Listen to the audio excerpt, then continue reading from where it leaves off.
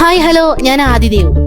ഞാനൊരു തോൽവിയാണെന്ന് തോന്നുമ്പോ ഡബിൾ തോൽവിയായ എന്റെ ചങ്കിനെ അങ്ങ് ഓർക്കും. അപ്പോ ഇന്നത്തെ എന്റെ കണ്ടന്റ് എന്ന് പറയുന്നത് ചങ്ക്. പരീക്ഷ എങ്ങനെ എഴുതുമെന്ന് ആലോചിച്ചിരിക്കുമ്പോ കോപ്പി അടിക്കാൻ പഠിപ്പിച്ചു തന്നവൻ ചങ്ക്. നമ്മൾ ഈ ചങ്കുകളെ കണ്ടുമുട്ടുന്നുള്ള കാരണം അത് നമ്മുടെ തലവരെയാണ്.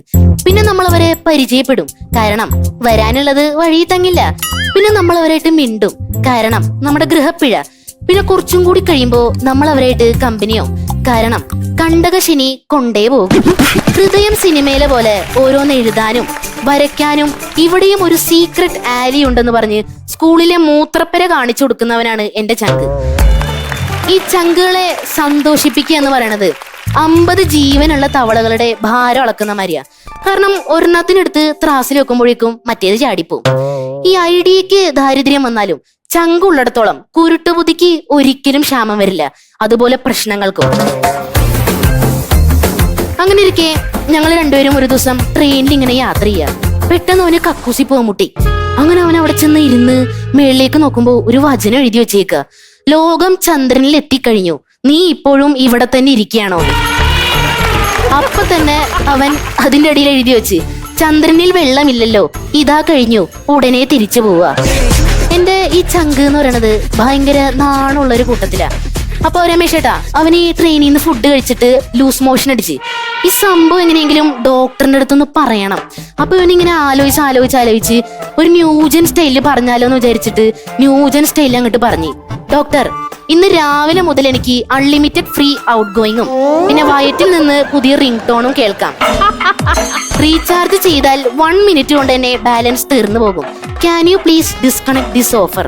ഇത് കേട്ട ഡോക്ടർ 4 മാസത്തെ മെഡിക്കൽ ലീവ് എടുത്തുന്നൊക്കെയാണ് കേട്ടത്.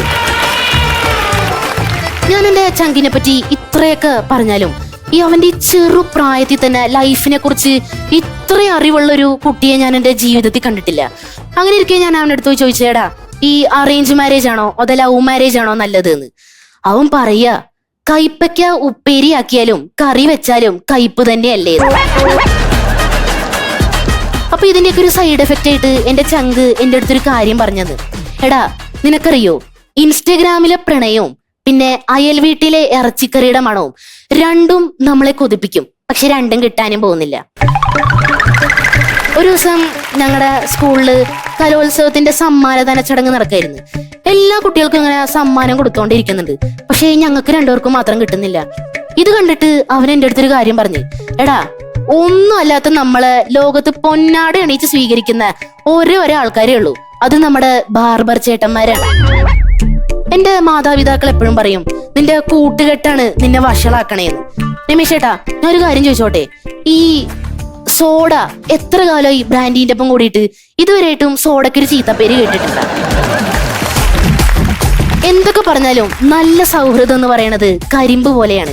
അതെത്ര വളച്ചാലും ഒടിച്ചാലും പിഴിഞ്ഞാലും ചതച്ചാലും അതിൽ നിന്ന് മധുരമാണ് കിട്ടുക. നന്ദി, നമസ്കാരം.